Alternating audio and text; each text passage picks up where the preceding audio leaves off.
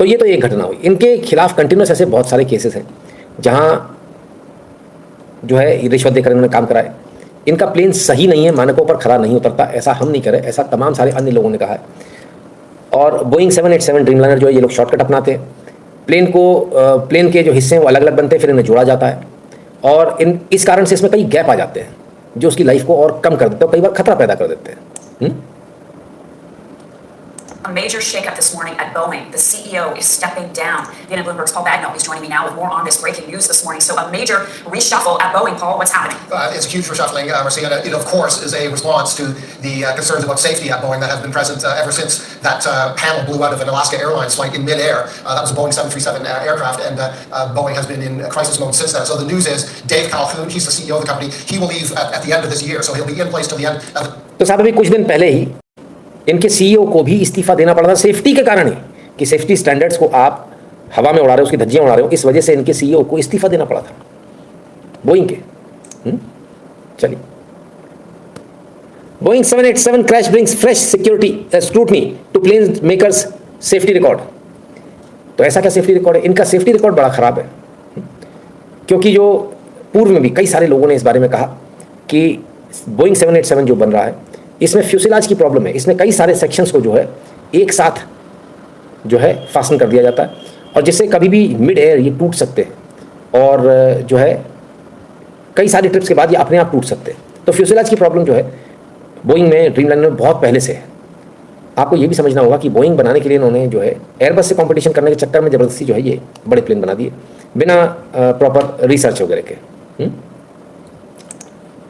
चलिए, अब बोइंग की और कुछ घटनाएं देखेंगे, समझेंगे, फिर आगे बढ़ेंगे। और क्यों ऐसा उसको मैं आपको समझाता हूँ, क्योंकि बहुत सारे बहुत कुछ कह रहे हैं।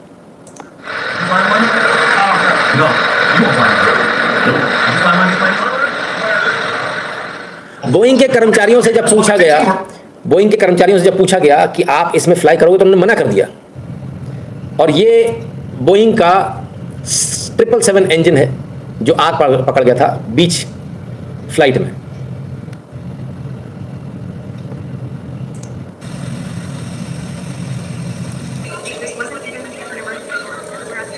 और अगर याद हो तो इसमें इनकी खिड़की भी उड़ गई थी, ये देखिए खिड़की तक, दरवाजा तक ये उड़ गया था पूरा। तो ये तमाम सारे इनके प्लेन्स हैं जो बार बार जो है जिनमें दिक्कतें आई। 2020 से देख लीजिए, delta 777 compressor stall, fuel dump, engine failure 2021 में, 2020 में फैन ब्लेड फेलियर, 2024 में डोर पैनल ब्लोन आउट, 2024 में इंजन कूलिंग ब्लू ऑफ, फिर 2023 में, मतलब कंटिन्यूस जो है इनके साथ में ये दिक्कत कहीं ना कहीं कुछ ना कुछ आ ही रही है। एक बात तो पक्की है कि बोइंग में ही प्रॉब्लम है, ये तो हम मानकर चलेंगे, ठीक है, प्रॉब्लम बोइंग में है, इसमें भी कोई दो राय नहीं कि सबोटाज हो सकता है। ये This is a Boeing factory in the US state of South Carolina. Workers here in Charleston are assembling the company's flagship product, the 787 Dreamliner. But this footage reveals staff have little faith in the plane they built. You fly one? You won't fly one. You fly one, plane? Of 15 workers asked randomly, 10 said they would not fly on the Dreamliner. An employee 15 में से 12 ने मैंने कर दिया Dreamliner में नहीं उड़ेंगे। Dreamliner सही नहीं है, जो लोग बना रहे हैं ड्रीमलाइनर, जो मैकेनिक वहाँ के, उन्होंने मना कर दिया नहीं हम इसमें नहीं उड़ेंगे। सोचिए। चलिए एक और वीडियो की तरफ पहले आपको ले चलूं। The target is to quote weaken Russia. This is the point. But why would you want to weaken Russia? Yeah, that's an even longer story. I mean, no one wants to weaken India. Yeah, it's a very good point. And someday when India succeeds, we will want to weaken India. Bharat को कमजोर करना है, America की policy है, भारत को कमजोर करना है, तो उसी लिए कर दिया क्या ये, कमजोर करने के चक्कर में। अब आप समझिए 787 और 737 मैक्स ये दोनों जो है 2000 के दशक में आए और जब से ये आए तब से इनके अंदर कुछ ना कुछ प्रॉब्लम रही ही रही। जो सेफ्टी इश्यूज़ की बात हो रही है उसको लेकर कई सारे सवाल उठे और बहुत सारी जो है कमियां इसके अंदर रही, पर इनको माल बेचने से मतलब है, जल्दी बनाकर बस वही कर रहे हो, उन्हें नहीं मतलब है कि इसके बाद क्या होता क्या नहीं होता। अब आप सोचिए कि एक तरफ एयरबस है 318, 319, A320, A321 एयरबस, और बोइंग क्या बना रहा है, बोइंग 737 बना रहा है, 747 बना रहा है, 777, ये तमाम सारे। लेकिन सबसे बड़ी बात ये कि इनमें जो है सेफ्टी फीचर्स को लेकर काफ़ी कॉम्प्रोमाइज़ करते हैं बोइंग वाले। ऐसा तमाम सारे लोगों का आरोप है।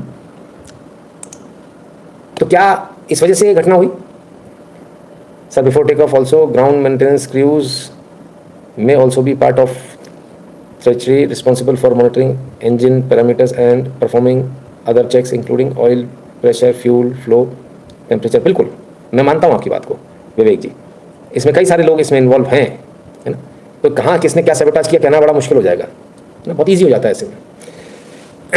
अब आप में से बहुत सारे लोग सोच रहे होंगे कि मैंने इसको सैबोटाज का एंगल क्यों नहीं दिया और मैंने इसको बोइंग के ऊपर क्यों रख दिया। अमेरिका कंटिन्यूसली भारत को प्रेशर में ले रहा है किसी न किसी कारण से, और ये बहुत अच्छा मौका है अमेरिका को प्रेशर में लेने का।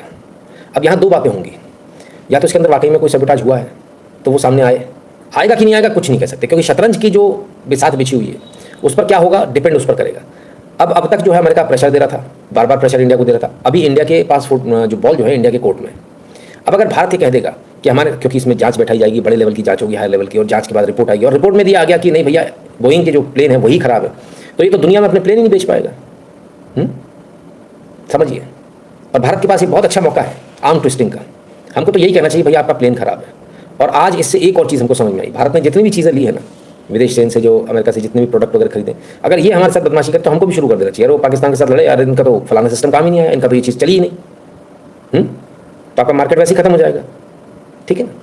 तो मार्केट की बात है सर, और मार्केट खत्म होने की बात जो है उसमें अगर आपने एक बार दबा लिया तो आप राजा हो जाओगे। यहाँ डिपेंड करता है कि कितनी अच्छी तरीके से जो भारत के जो हुक्मरान हैं वो कितनी अच्छी तरह से चीज़ों को लेते हैं और उनको कितनी संजीदगी के साथ उस पर काम करते हैं। उम्मीद करेंगे कि सच सामने आए। वैसे मैं आपको एक बात बता दूं, इसका सच मुझे तो नहीं लगता कि कभी सामने आएगा। इंटरनली जरूर किसी को पता चल जाए, बात अलग है, बाकी ओपन में आने का तो चांस थोड़ा कम है, क्योंकि जो होगा किस लेवल पे होगा, कैसे सेटलमेंट होगा, कहना बड़ा मुश्किल है।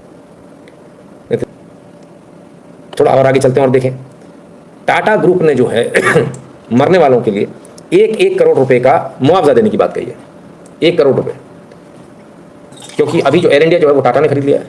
अब वो मरने वालों को 1 करोड़ दे रहे हैं, हम कहते 2 करोड़ ले लो भाई, जो मरे उनको वापस ले आओ। पॉसिबल है क्या? हर चीज़ पैसे से थोड़ी हो जाती है, हर चीज़ थोड़ी पैसे से हो जाएगी। अफसोसजनक। पर अब इसमें तमाम सारी जो बातें हो रही हैं उन बातों पर भी मैं आपको लेकर चलूँगा। मैंने आपसे कहा था कि दिल्ली, गुजरात, इन जगहों पर खास तौर पर सरकार को ध्यान देना चाहिए, और अभी कहा था, और महज उसके कुछ घंटों बाद ही ये कांड हो गया। कब कहा था जरा बताना, कल कहा था, परसों कहा था या आज सुबह कहा था, कब की बात थी वो? और महज कुछ घंटों बाद ही ये कांड हो गया। ये अपने आप में बेहद अफसोसजनक है, और क्या है क्या नहीं ब्लैक बॉक्स मिलेगा तब मालूम चलेगा। जिन सज्जन को जो बच गए उनका जो कहना है कि एक भड़ाम की आवाज़ आई थी, कुछ फटने की आवाज़ आई, ठीक है, फटने की आवाज़ के बाद जो है अचानक से ये हुआ। ऐसा तो नहीं जानबूझकर ये बताया जा रहा कि भाई आपको तो कुछ भी दे दो, आप तो हर चीज़ गिरा के बैठ जाते हो, हवाई जहाज दे दिया वो भी गिरा के बैठ गया, आपको चलाना ही नहीं आता। ऐसी कुछ तो नहीं चल रही। और अगर ऐसा है तो भारत को भी देखना चाहिए कि हमारे हिसाब से तो हमें लगता है कोई सबोटाज नहीं है। सबोटाज पे चुप हो जाओ और अपन तो बोइंग को टारगेट करो, और बोइंग जैसी एक कंपनी को अगर आपने टारगेट कर दिया तो खेल खत्म हो जाएगा। क्लियर? चलिए आगे चलते हैं। तो सिर्फ प्लेन नहीं सर, ट्रेन भी बेपटरी हो गई। दिल्ली गाजियाबाद पैसेंजर ट्रेन थी,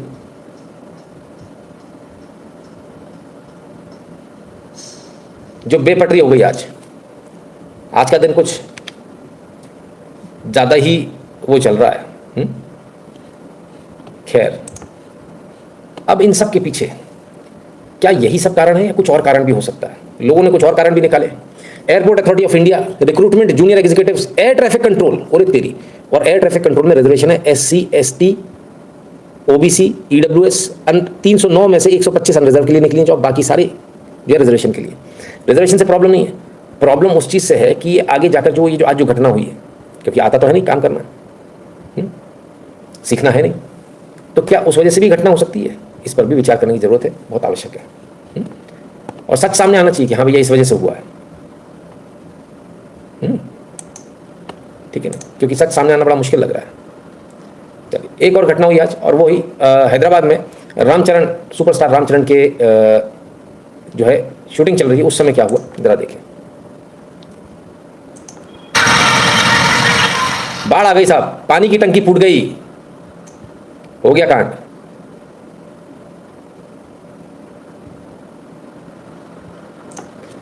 इसमें कुछ लोगों को चोटें भी आई, बड़ी अजीब अजीब घटना हो रही है। आज का दिन बहुत अजीब व गरीब तरीके से गया।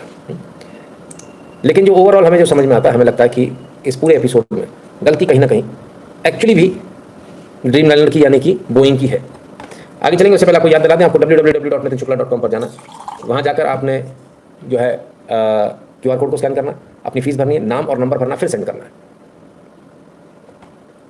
सोशल मीडिया के तमाम सारे लोगो देखते जा रहे हैं, इनको क्लिक करके इनसे ज्वाइन होते जाइएगा। टेलीग्राम और व्हाट्सएप के चैनल को ये बटन को दबाकर ध्यान से इनसे जुड़ जाइए। जो भारत के बाहर में पेटीएम और पेपाल वाले बटन को दबाकर अपना अपना पेमेंट करने का कष्ट करें। तो सोचिए,